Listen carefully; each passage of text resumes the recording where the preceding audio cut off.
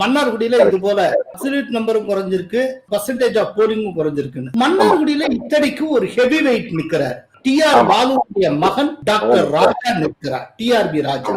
அப்படி அவர் நிற்கக்கூடிய தொகுதியில இந்த அளவுக்கு குறைஞ்சிருக்குன்னா இது கொடுக்கிற மெசேஜ் என்ன சார்? சார், மன்னார்குடியிலும் சரி திருவாரூர்லயும் நம்ம இந்த ஒரு பினாமினா கேள்விப்படுகிறேன். இன்ஃபேக்ட் திருவாரூர்ல இந்த மாதிரியாக ஒரு ட்ரெயிலிங், திமுக ட்ரெயிலிங் ஏற்படும் என்ற நிலை வந்தால் இது ஏதோடைய கம்பேர் பண்ணி பார்க்கணும்னா 2024 தேர்தல் நம்ம கவுண்டிங் போது ஃபர்ஸ்ட் 3 ரவுண்ட் மோடி வாரணாசியில் ட்ரெயிலிங்ல இருந்தார், பின்தங்கி இருந்தார்.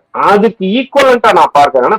இதெல்லாம் ஒரு ஸ்டால்வர்ட் கேண்டிடேட். இவர்கள்லாம் தோற்பார்கள் யாருமே எதிர்பார்க்க முடியாது இருக்குன்னா அப்போ ஒரு பெரிய டெமோகிராபிக் சேஞ்ச் வருதுன்னு நினைக்கிறேன். திருவாரூர்ல கோட்டை, காவிரி டெல்டா கோட்டை, ஒரு கோட்டை மாதிரி இருக்கிற இடத்திலேயே தமிழக என்டிஏ பிரீச் பண்ணும் அப்படின்னா அதனுடைய ஓவரால் எஃபெக்ட் என்ன? அதனுடைய ஃபார் ரீச்சிங் எஃபெக்ட் என்னவா இருக்கும்? For reaching effect short term and long டேர்ம்ல 2 விதத்துல பார்க்கலாம். ஷார்ட் டேர்ம் இந்த எலெக்ஷனோட ரிசல்ட் ஒரு கன்சர்வேட்டிவ் வின் என்று என்டிஏக்கு இருப்பதை தாண்டி இது ஒரு கம்ஃபர்டபிள் வின்னை நோக்கி செல்கிறது. இன்ஃபேக்ட் அதுதான் இந்த ஆங்கர் எலெக்ஷனாக எப்போதுமே ஆன்டி இன்கம்பன்சி எலெக்ஷன் ஒரு ஆங்கர் எலெக்ஷனாக மாறி வேவ் எலெக்ஷனாக மாறும். இது அந்த ஆங்கர் எலெக்ஷனுக்கும் வேவ் எலெக்ஷனுக்கும் நடுவுல இருக்கிற மாதிரி தான் எனக்கு தோணுது இந்த எலெக்ஷனோடைய கட்டமைப்பை பார்க்கும்போது. ஆனா அந்த வேவ் எலெக்ஷனாக இருக்கக்கூடிய ஒரு பினாமினா கண்ணுக்கு தெரியல, சொல்ல முடியாது. பீகார்ல எல்லாம் கடைசி நிமிஷம் வரைக்கும் தோணல. ஆமா,